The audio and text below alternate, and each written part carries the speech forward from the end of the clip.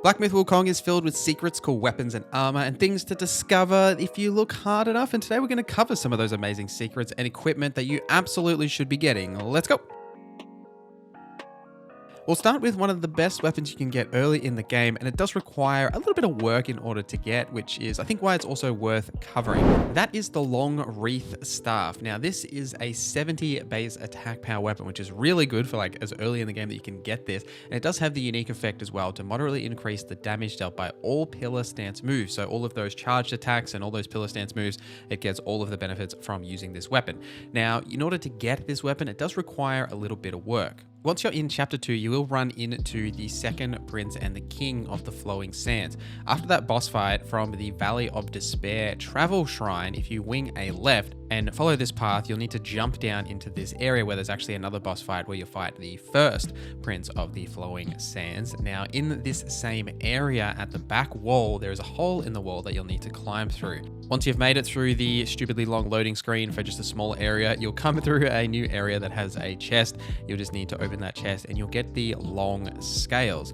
Now, you'll need to take these long scales to two separate locations. The first location is actually back in Chapter 1. Now, if you remember in Chapter 1, there was a waterfall that we weren't actually able to access.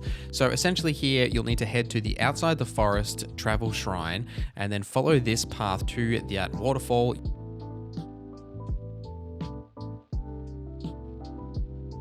You'll actually be able to interact with it this time.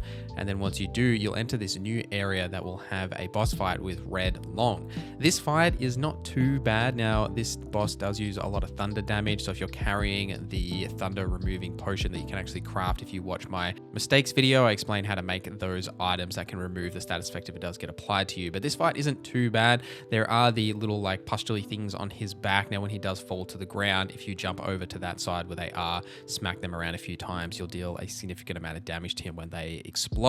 And once you break all three of them, he'll probably be dead or only have a little bit of health left. Once he's down, a chest will spawn, and if you open that chest, not only will you now have the recipe in order to make this staff, but you'll have the first item that you actually need in order to do this. The chest will also drop a talisman called Boshan's Sensor, which grants considerable damage reduction when gourd is depleted. Now, the second waterfall is actually back in Chapter 2.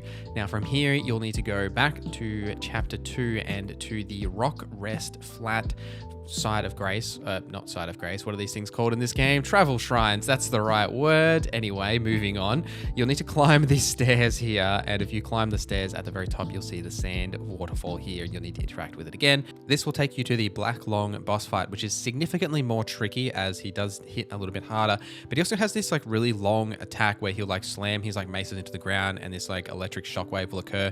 You'll have to either jump these or roll them. I definitely found rolling them was easier, and just timing out your rolls and then try and avoid the last one, which is obviously a massive hit that does really hurt when you take that damage. Once you do beat him, another chest will spawn, which will give you the last unique material you need to create this staff, as well as another talisman that slightly reduces the cooldown of all spells, which isn't bad either. So you get two talismans there and this staff. Now, what really makes this staff good is the fact that you want to be using it with the pillar stance, right? That's the only reason to use it, but it does have a high amount of physical attack for how early in the game you can get this, considering you can get this without even having finished Chapter 2, right? And into Chapter 3, a lot of the weapons don't have as high a base attack power that this one does. So it definitely is beneficial in the early stages of the game, but you probably want to replace it a little bit later.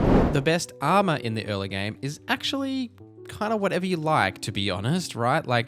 I did talk about in my mistakes video not to craft all of the armors, and that is absolutely still true because you won't have enough resources, especially will. Will is a resource which is your basic currency that does go through very quickly if you try and create all the boss armors that do drop. The most consistent set that I used throughout sort of the early and into the mid game was a combination of two sets, being the Galgard set and the Bronze set. Now, the Galgard set is perfect for perfect dodging.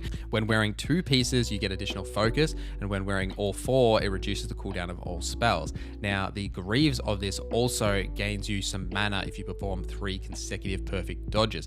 Now, I ended up combining two of these pieces, including those Greaves for that unique effect, with the Bronze set here, and I was essentially wearing 2 Bronze and 2 Galgard because at 2 of the Bronze set, you deal additional damage to enemies upon crashing their immobilization, and because I was leaning into a lot of immobilization, I felt the benefit there, and then the Bronze bronze arm guard also has a unique effect there as well. So don't be afraid to like mix and match sets, right? Like here I'm wearing the 2 pieces of Gale Guard and 2 pieces of bronze, but like you can sort of wear whatever. When you get a little bit further, I'll touch on a much better set as well, like at the end of this video, that I've essentially been running and am still running at this point, right? Because it's just really beneficial for the type of build that I am using, and you'll probably find it's very valuable for you as well. But realistically here, in terms of armor, just looking at the defense rating and the effects is more important. But you know, because the main crux of the game here is about dodging, it's not about tanking hits, armor and defense isn't as critical, because if you're really good with your dodges and you're perfect rolling and stuff, right, it's not as important because you're not expecting to take damage. You only take damage here when you make a mistake, if that makes sense. And there is also a blacksmith you can unlock in chapter 3 that can upgrade any armor set, so you can just focus on those secondary effects. From North Shore of the Bitter Lake, which is pretty far through chapter 3, you will have to get most of the way through there to get to that shrine. And then once you're there, if you turn around, follow the water, you'll run into Chen Lung, which you'll actually need to fight him, and then he'll complain that he's dying, and you'll need to get some medicine from the zoo dog. The zoo dog is actually back in chapter 2 in the cellar. Go there and talk to him, and he'll give you the medicine you need. And then by returning to Chen Lung, and after a cutscene, you'll be teleported to the Zodiac Village. Now in this village as well, your other like upgrade NPCs will now actually be located here, so you can go to them all in one location without having to travel all around the map in order to upgrade yourself. The Tiger Blacksmith is actually found at the back of this area, and he can upgrade your armor. And if you challenge him and beat him, he'll also give you an amazing transformation that has a cool deflect skill as well. And it's definitely a location you want to return to regularly, whether that be to upgrade armor that you craft, or improve your brew, or the celestial medicines you can get from the zoo dog, right? There's plenty of benefits to returning to this location once you have unlocked it. Talismans, or the Curios, we're just going to call them talismans because my Elden Ring brain wants me to, but essentially what these do is they give you just like passive buffs. Now the best one in the early game is the Tiger Tally. What this does is on successive hits with a light attack combo, it moderately increases attack for a short duration. So it's basically the Rotten Wind insignia. So anyway, I'm playing too much Elden Ring. Okay, this comes from the secret area in chapter 2 that is kind of difficult to actually get to. Now, essentially here, you will need to first talk to the drunken pig that you may have actually located at like the top of the Fright Cliff. If you go to the Rock Rest Flat and then follow this pathway to sort of the cliff face here, you'll actually see him like sitting here and like drunk, and he won't move. Because I've already moved him here and I didn't actually get footage of the first encounter, he's not actually here for me, but he would be here if I hadn't done that. So just imagine a drunk pig here, and you'll need to give him the Sobering Stone.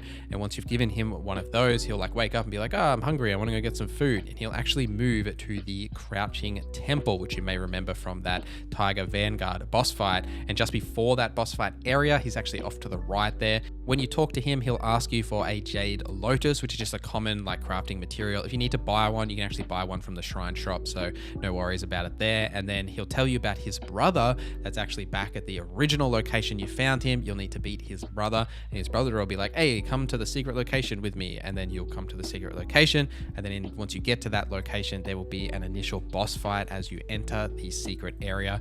Once you beat the Tiger Vanguard there, he will drop this item for you, which is just like super beneficial to have because of the way combat works in Black Myth Wukong. You will be using your light attack combos just like constantly, like literally all the time. So having this is really good just to benefit that. And then also, speaking of things that benefit light combos, my favorite weapon in the game is actually the Thunder Staff. This is called the Kang Chin Staff. Now you get this basically at the start of chapter 3. I won't show you the boss fight because it's like mandatory. You literally can't miss it. It is a little bit expensive to craft, but what's really great about this weapon is that it leads into your Punishing Downpour, which is one of the main skills that you definitely want to grab. And when you have this skill, what happens is when you use your light attacks, it'll buff your like light attack finisher.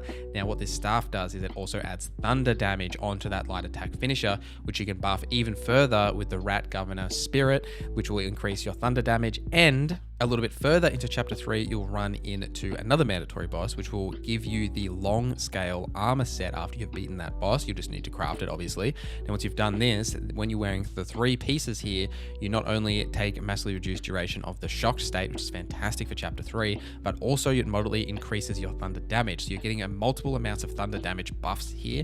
Your staff is imbued with thunder damage when you like slam down your lightning attack finisher, which is like the main attack, like damage dealer from your light attacks. here. And the chest piece of this set has another buff to your Vengeful Mirage, which will also inflict Thunderbane. Now, Vengeful Mirage is when you perfect dodge and it will like explode. You have to obviously have that skill, and that explosion will now be thunder based. So you've got all those thunder buffs that we've already talked about here. Now, that's basically the build that I've been running once I've unlocked these, because it's just like fun to run. I'm wearing the wolf mask as well just because it looks cool, but overall here it's only 3 pieces, so you can wear like whatever helmet you'd like, but it's a really beneficial build that I've had a lot of fun and success with. But let me know your thoughts down in the comments below. If you want to check out my skills video, I will link that here as well if you want to know what skills you should be running. But thank you guys for watching this video till the end. Thank you to our members for supporting the channel. My name is Norza, and I hope you have a great day.